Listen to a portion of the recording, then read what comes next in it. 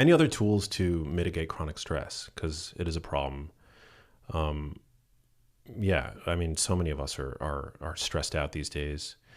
And also, yeah, so just general tips, but then also I'd be curious to know what role you think social media is playing in all this. Okay.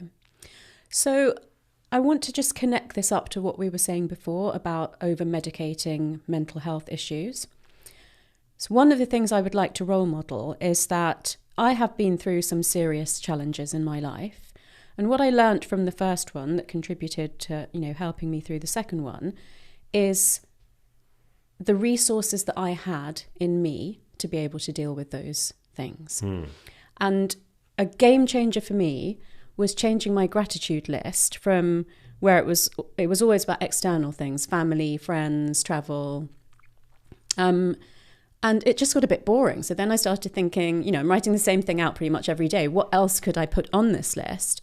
And when I started adding in things like my resilience, my creativity, my vulnerability, my ability to ask for help, it was like, oh, wow, I know that I've got these things now and I'm repeating this to myself. And when I really need to dredge to the bottom of the barrel to get through, an obstacle, I know that I've got those things.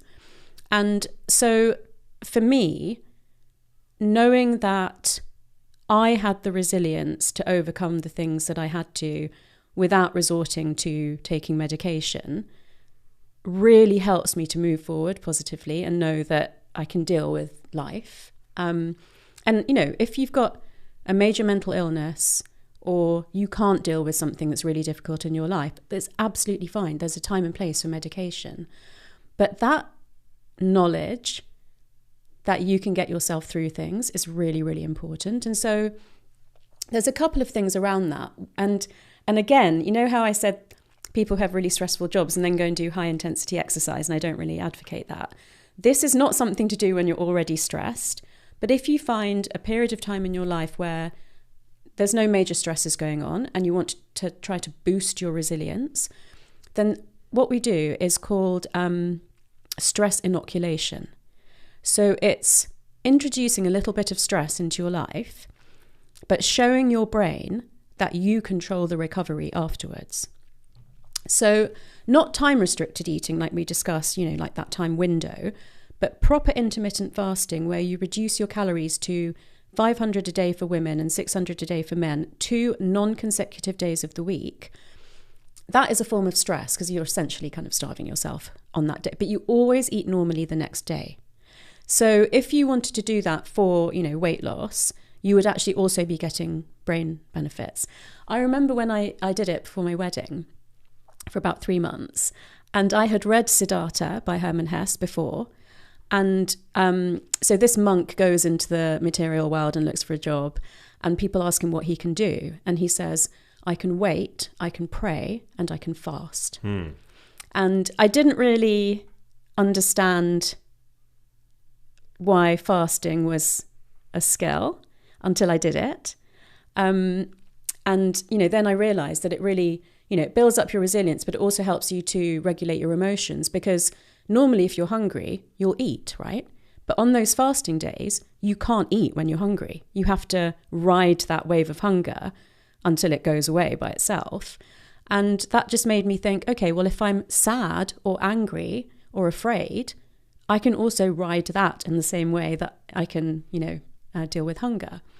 And the other main sort of form of stress inoculation is cold showering or cold plunging, but it must be followed by, the shower becoming warm, or what I do is I run the bath before, so I know it's there, and then I have a cold shower and then I get in the bath. When I was the neuroscientist in residence at the Corinthia Hotel, they have an ice chamber and a sauna, so I got to use that, which was quite fun. So great. It's I love that you brought this up because there's actually there's good research on this. Well, the concept is like hormesis, right, that you're talking about, whereby you apply a certain acute dose of stress to the body, and there are many ways to do it: ice plunging, saunas, fasting. And you become it stimulates these pathways that make you more physically resilient, right? But then there's like a crossover spillover effect that almost functions like a sort of cross adaptation whereby you become more psychologically resilient as well. You know, I mean, those things they're just so connected. They can't not happen like that, you know. Yeah. Another way of inducing hormesis is with ashwagandha. Tell me about that. So, again, people tend to take it when they're stressed. And what I advise my friends and family is to take it when you're not stressed. So, for example, I took it for 2 or 3 months in the lead up to my US book launch, because I knew I was going to be like doing a lot of travel and a lot of, you know, appearances, and that it would be stressful. So, and that was in October. So over the summer, where I wasn't too stressed, I took ashwagandha because... Every day? For a couple of months, yeah. Mm-hmm. Most days, you know. I don't always remember every day. But so that induces a sort of a mini stress response, and then your body learns to adapt to that stress. So then I stopped taking it before I started to travel to the US. And, you know, I did end up in tears at one point on those trips, but apart from that, it went quite well. I love the concept of cultivating like innate strength. I think that's really powerful. I went through a really dark time myself personally when my mom, I don't know how much you know about my background, but my mom was very sick. She had Lewy body dementia. Mm-hmm.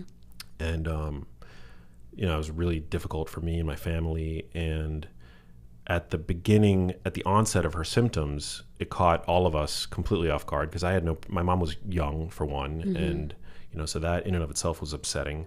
I had no prior family history of any kind of neurodegenerative condition. And so at first we thought it was like some kind of cosmic joke, like how could my mom develop this? Like her mom was in old age at the time and cognitively totally healthy.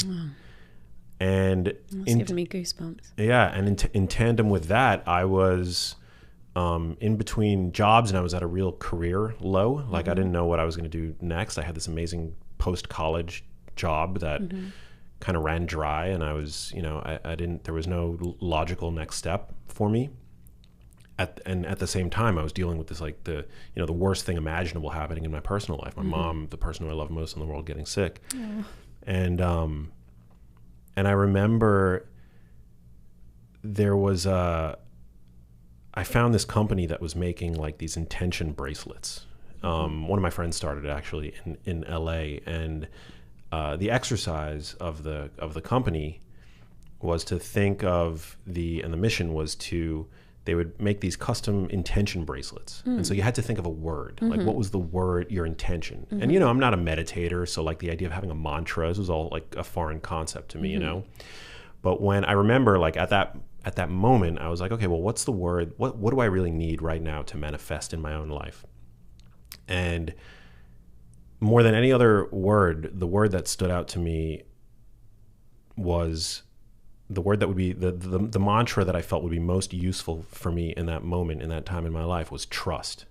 And not necessarily trust that I've ever had trust issues with other people, but it was to trust myself. Yeah. That I didn't know how I was going to get through this impending feeling of doom that I was experiencing in my personal life and also with my career, to be honest.